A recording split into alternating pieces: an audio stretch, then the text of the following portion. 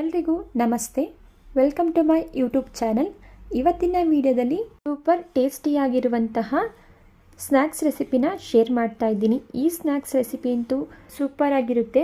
ಇನ್ನು ಈ ರೆಸಿಪಿನ ಬ್ರೇಕ್ಫಾಸ್ಟ್ ಆಗಿಯೂ ಸಹ ಮಾಡ್ಕೋಬೋದು. ಈ ರೀತಿ ಸ್ನ್ಯಾಕ್ಸ್ನ ನೀವು ಮನೇಲಿ ಮಾಡಿದ್ರೆ ಚಿಕ್ಕವರಿಂದ ದೊಡ್ಡೋರ್ವರೆಗೂ ತುಂಬಾ ಇಷ್ಟಪಟ್ಟು ತಿಂತಾರೆ.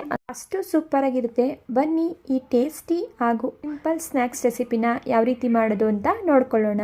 ಈ ಸ್ನ್ಯಾಕ್ಸ್ ರೆಸಿಪಿನ ಮಾಡಲಿಕ್ಕೆ ನಾನಿಲ್ಲಿ ಮೊದಲು ಒಂದು ಬೌಲ್ಗೆ 2 ಕಪ್ನಷ್ಟು ಗೋಧಿ ಹಿಟ್ಟನ್ನ ಸೇರಿಸ್ಕೊಳ್ತಾ ಇದ್ದೀನಿ.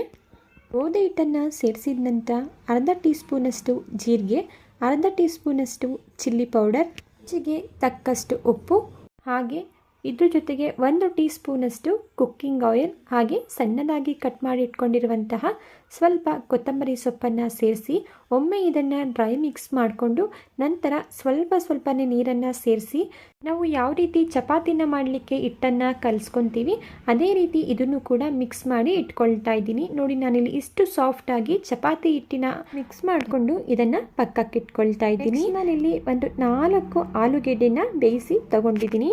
ಈಗ ಬೇಯಿಸಿರುವಂತಹ ಆಲೂಗೆಡ್ಡೆನ ಸ್ವಲ್ಪವೂ ಗಂಟಿಲ್ಲದೆ ಇರೋ ರೀತಿ ನೈಸಾಗಿ ಇದನ್ನು ಮ್ಯಾಶ್ ಮಾಡ್ಕೊಳ್ತಾ ಇದ್ದೀನಿ. ಮ್ಯಾಶ್ ಮಾಡ್ಕೊಂಡಿದ್ದ ನಂತರ ಇದಕ್ಕೆ ಒಂದು ಸಣ್ಣದಾಗಿ ಕಟ್ ಮಾಡ್ಕೊಂಡಿರುವಂತಹ ಈರುಳ್ಳಿ, ಹಾಗೆ ಸಣ್ಣದಾಗಿ ಕಟ್ ಮಾಡಿಟ್ಕೊಂಡಿರುವಂತಹ ಸ್ವಲ್ಪ ಕೊತ್ತಂಬರಿ ಸೊಪ್ಪು, 1 ಟೀ ಸ್ಪೂನಷ್ಟು ಶುಂಠಿ ಬೆಳ್ಳುಳ್ಳಿ ಪೇಸ್ಟ್, ಸ್ವಲ್ಪ ಅರಿಶಿಣದ ಪುಡಿ, ಅರ್ಧ ಟೀ ಸ್ಪೂನಷ್ಟು ಚಿಲ್ಲಿ ಪೌಡರನ್ನು ಸೇರಿಸ್ಕೊಳ್ತಾ ಇದ್ದೀನಿ. ನೀವಿಲ್ಲಿ ನಿಮ್ಮ ಖಾರಕ್ಕೆ ಅನುಗುಣವಾಗಿ ಚಿಲ್ಲಿ ಪೌಡರನ್ನು ನೋಡಿ ಸೇರಿಸ್ಕೊಳ್ಳಿ.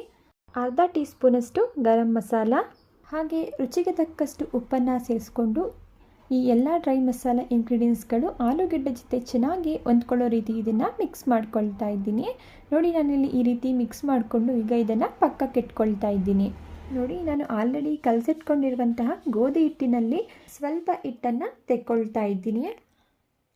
ನಾನಿಲ್ಲಿ ಸ್ವಲ್ಪ ಗೋಧಿ ಹಿಟ್ಟನ್ನು ಸ್ಪ್ರೆಡ್ ಮಾಡಿಕೊಂಡು ನಾವು ಚಪಾತಿನ ಯಾವ ರೀತಿ ಲಟ್ಟಿಸ್ಕೊತೀವಿ ಅಲ್ವಾ, ಅದೇ ರೀತಿ ನಾನಿಲ್ಲಿ ಇದನ್ನು ಲಟ್ಟಿಸ್ಕೊಳ್ತಾ ಇದ್ದೀನಿ.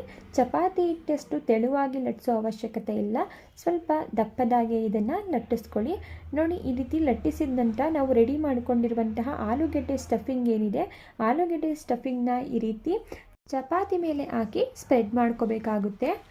ನಾನು ಯಾವ ರೀತಿ ವಿಡಿಯೋದಲ್ಲಿ ಮಾಡ್ತಾ ಇದ್ದೀನಿ ಅಂತ ನೀವಿಲ್ಲಿ ನೋಡ್ತಾ ಇರ್ಬೋದು. ಈ ರೀತಿಯೇ ಚಪಾತಿ ಫುಲ್ ಇದನ್ನು ಹಚ್ಕೋಬೇಕಾಗುತ್ತೆ.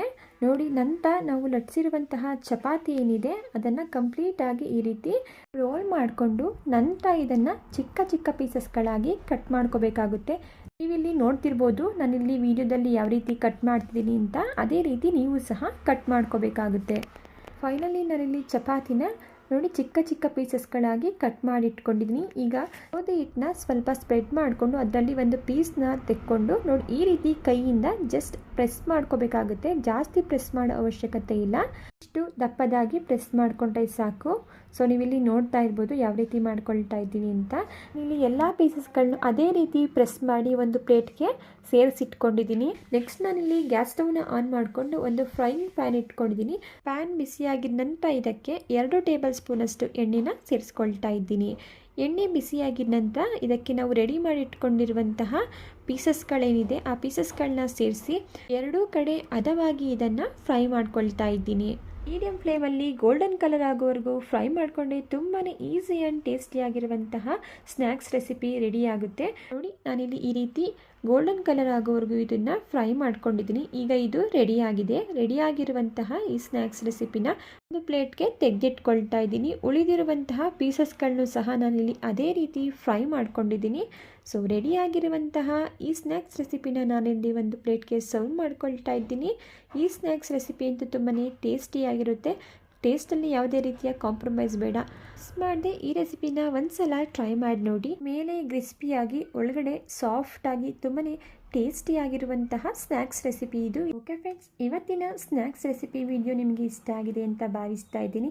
ಇಷ್ಟ ಆಗಿದ್ರೆ ರೆಸಿಪಿಗೆ ಒಂದು ಲೈಕ್ ಮಾಡಿ. ಇದೇ ರೀತಿ ಸಿಂಪಲ್ ಹಾಗೂ ಟೇಸ್ಟಿ ರೆಸಿಪಿಗಳಿಗಾಗಿ ನೀವು ಮಾಡಬೇಕಾಗಿರೋದು ಇಷ್ಟೇ, ಚಾನಲ್ನ ಸಬ್ಸ್ಕ್ರೈಬ್ ಮಾಡಿಕೊಂಡು ವಿಡಿಯೋ ಇಷ್ಟ ಆಗಿದ್ದರೆ ವಿಡಿಯೋಗೆ ಲೈಕ್ ಮಾಡಿ, ಹಾಗೆ ನಿಮ್ಮ ಫ್ಯಾಮಿಲಿ ಫ್ರೆಂಡ್ಸ್ಗಳಿಗೆ ಶೇರ್ ಮಾಡೋದನ್ನು ಮರಿಬೇಡಿ.